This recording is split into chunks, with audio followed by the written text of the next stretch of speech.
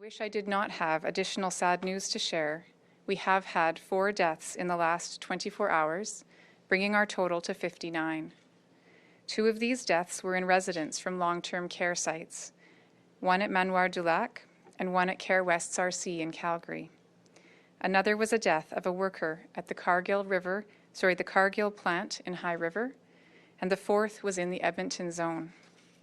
I want to offer my sympathies to the families and friends of all these individuals. Again, these are reminders of why we are collectively working to prevent spread of this virus.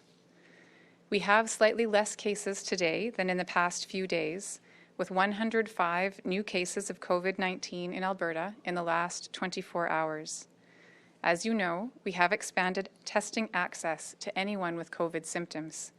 In addition, we have started testing even asymptomatic residents and staff in long-term care sites with outbreaks, and are offering testing to asymptomatic individuals in certain other outbreak sites in order to enhance control measures.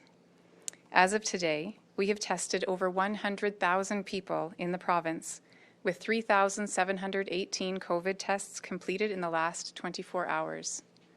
Today's new cases bring the total number of Alberta's COVID-19 cases to 2,908.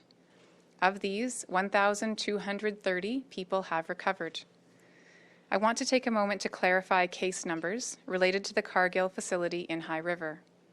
There are 360 cases in workers from that plant related to that outbreak, but there has also been spread in the community beyond these workers, with 484 total cases linked to that outbreak. Not all of these cases are people who work at that plant. Many of these cases live in surrounding communities such as Calgary. Many of the cases identified in the Calgary zone over the weekend were linked to this broader outbreak. There is a dedicated team working on reducing spread, with particular attention on households where there may not be the resources or the space for self-isolation to happen. There is a great deal of focus on controlling the spread linked to these networks. However, many of the new cases that are currently being diagnosed were exposed up to 2 weeks ago, before control measures were fully in place. So we will continue to see new cases linked to this outbreak over the coming days. Outbreak control measures are also in place at JBS Foods, where 67 cases have been confirmed related to this workplace, and also at the Curl Lake Work Camp, where the latest update I have is 12 cases in Alberta and 8 in other provinces. We are working to confirm numbers for the work camp outbreak, as cases diagnosed in other provinces take time to incorporate into our counts. Finally, 1 additional case has been identified at the Foothills Hospital, bringing the total to 9 cases. Would like to say that at this point in time, and we continue to have an adequate supply of PPE within Alberta, and we're very comfortable with the stock levels we have and the orders that we are placing on an ongoing basis to be able to receive these PPE into our system. And pleased to say that we have anywhere from 30 to 60 days of PPE on hand at any given time as we look at all of our inbound supplies. Now, this weekend we did hear concerns about some of the procedural masks, as alluded to earlier. And these were masks that were brought in from 2 different manufacturers.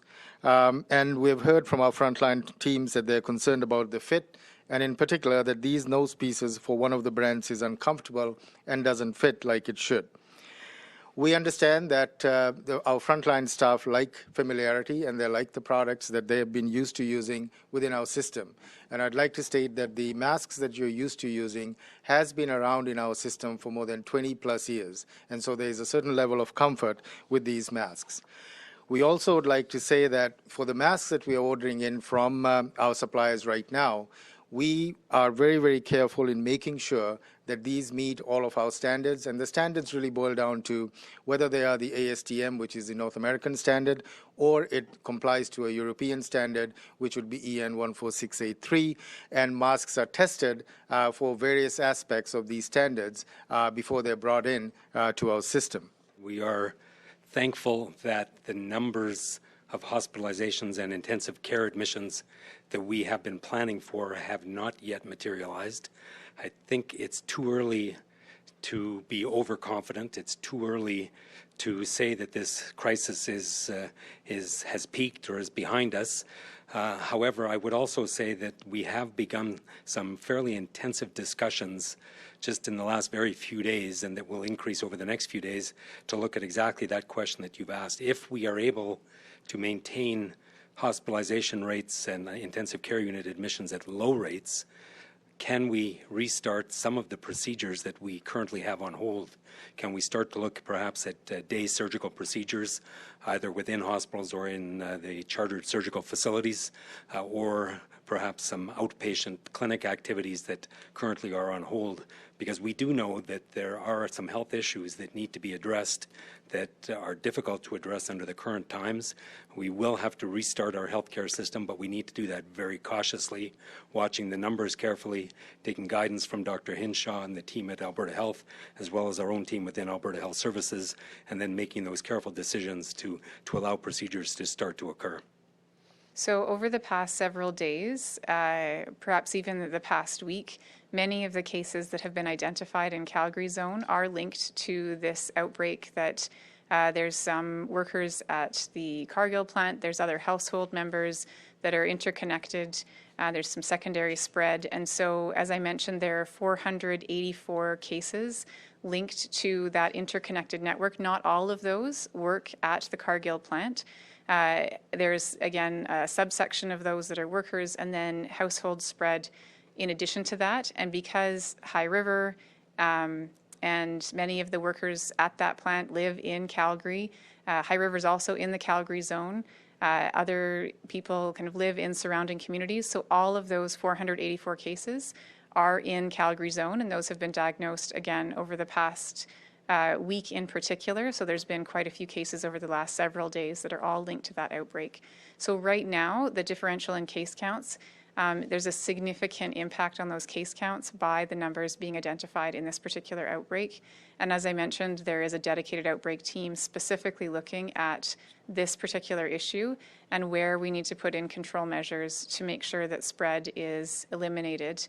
However, as I also mentioned, because it can take up to 2 weeks for someone who's exposed to show symptoms, it can take a while for those measures to take effect. So I do anticipate we will continue to see cases over the next several weeks as we wait for those measures to limit the spread going forward.